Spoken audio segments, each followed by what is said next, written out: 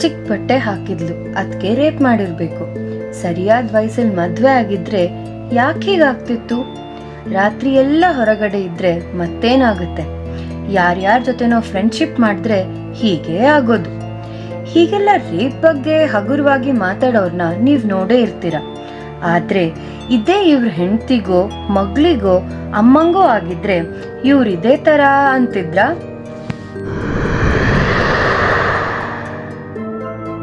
August 9, 2024 ಕೋಲ್ಕತಾದ RG Kar medical ಕಾಲೇಜ್ನ seminar ಹಾಲ್ನಲ್ಲಿ ಒಬ್ಬ ಟ್ರೈನಿ ಡಾಕ್ಟರ್ನ ಶವ ಪತ್ತೆಯಾಯಿತು. ಪೊಲೀಸ್ ಆತುರದಿಂದ ಇದು ಸುಸೈಡ್ ಅಂತ ಮೃತಳ ತಂದೆ ತಾಯಿಗೆ ಹೇಳಿ ಕೇಸ್ ಮುಚ್ಚೋ ಪ್ರಯತ್ನ ಮಾಡಿದ್ರು. ಆದ್ರೆ ಈ ಕೇಸ್ನ ವಾಸ್ತವತೆ ಬಯಲಾಗಿದ್ದು ಒಂದು ಪೋಸ್ಟ್ ಮಾರ್ಟಮ್ ರಿಪೋರ್ಟ್ ಲೀಕ್ ಆದಾಗ. चश्मे को कूटा गया जिसके वजह से आंखों से खून निकल गया।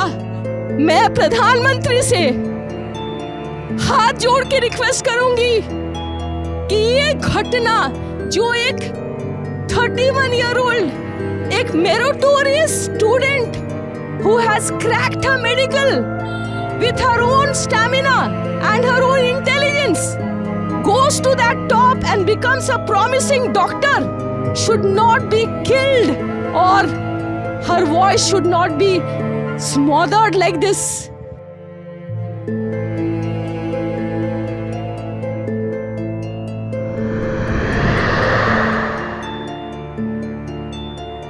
ಎರಡು ಕಣ್ಗಳು, ಬಾಯಿ, ಮುಖ, ಕಾಲು, ತೊಡೆ ಹಾಗೂ ಮರ್ಮಾಂಗದಿಂದ ರಕ್ತಸ್ರಾವ, ಮುರಿದ ಶ್ರೋಣೀಯ ಅಂದರೆ ಪೆಲ್ವಿಕ್ ಬೋನ್.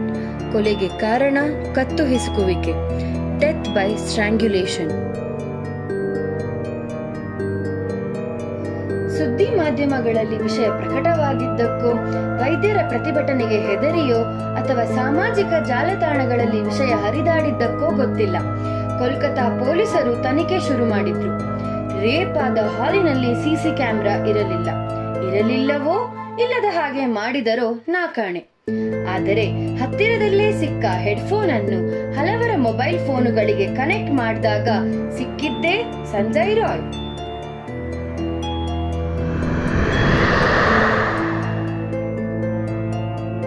ಈ ಸಂಜಯ್ ರಾಯ್ ಮೇಲೆ ಸುಲಿಗೆ, ಮಹಿಳೆಯರ ಮೇಲೆ ಬೆದರಿಕೆ, ಸ್ವಂತ ಗರ್ಭಿಣಿ ಹೆಂಡತಿ ಮೇಲೆ ದಾಳಿ, ಇದೇ ಕಾಲೇಜಿನ ಮಹಿಳಾ ವೈದ್ಯರಿಗೆ ಕಿರುಕುಳ ಕೊಟ್ಟ ಪ್ರಕರಣಗಳು ದಾಖಲಾಗಿದೆ.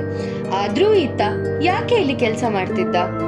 ಇವನಿಗೆ ಪೊಲೀಸರ ಜೊತೆ ಇದ್ದ ಒಡನಾಟಕ್ಕೋ ಅಥವಾ ರಾಜಕಾರಣಿಗಳಿಗೆ ಇವನು ಹತ್ತಿರವಾಗಿದ್ನಲ್ಲ ಅದಕ್ಕೋ?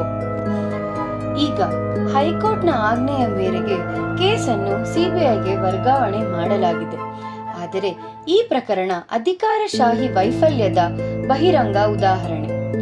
ಕೊಲೆಯಾದ ಸೆಮಿನಾರ್ ಹಾಲ್ನ ನವೀಕರಣ ಮಾಡಲು ಹೊರಟಿದ್ದ ಕಾಲೇಜ್ ಆಡಳಿತ ಮಂಡಳಿ, ಇದನ್ನು ಆಕ್ಷೇಪಿಸದ ಪೊಲೀಸ್ ವ್ಯವಸ್ಥೆ ಎರಡು ಜನರ ಮುಂದೆ ಬೆತ್ತಲಾಗಿದೆ. ತನಿಖೆ ದಾರಿ ತಪ್ಪಿ ಹೋಗದಂತೆ ನೋಡಿಕೊಳ್ಳಬೇಕಾದ ಪಶ್ಚಿಮ ಬಂಗಾಳದ ಮುಖ್ಯಮಂತ್ರಿ ಮಮತಾ ಬ್ಯಾನರ್ಜಿ ತಾವೇ ಪ್ರತಿಭಟನೆಯಲ್ಲಿ ಭಾಗಿಯಾಗಿ ಸುಳ್ಳು ನಾಟಕ ಮಾಡುತ್ತಿದ್ದಾರೆ. ಹಾಥ್ರಸ್ನಲ್ಲಿ ಒಬ್ಬ ಹೆಣ್ಣು ಮಗಳ ಅತ್ಯಾಚಾರವಾದಾಗ ಸಂತ್ರಸ್ತೆಯ ಮನೆಗೆ ದೌಡಾಯಿಸಿದ್ದ ವಿಪಕ್ಷಗಳ ನಾಯಕರು ಈಗ ಸುಮ್ಮನಿದ್ದಾರೆ.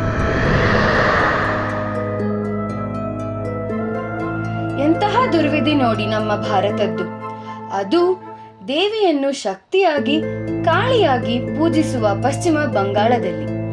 ಇದೇ ಪಶ್ಚಿಮ ಬಂಗಾಳದ ಸಂದೇಶ್ ಖಾಲಿಯಲ್ಲಿ ಎಷ್ಟೋ ಜನ ಹೆಂಗಸರ ಬಲಾತ್ಕಾರವಾದ ಸುದ್ದಿ ನಾವು ಕೇಳಿದ್ದೇವೆ.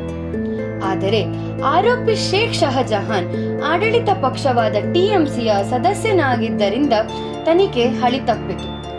ಹೀಗೆ ನೂರಾರು ಹೆಣ್ಣು ಮಕ್ಕಳ ಆಕ್ರಂದನ ಬಂಗಾಳದ ಕೊಳಕು ರಾಜಕಾರಣದ ಅಡಿಯಲ್ಲಿ ಅವಿತು ಹೋಗಿದೆ.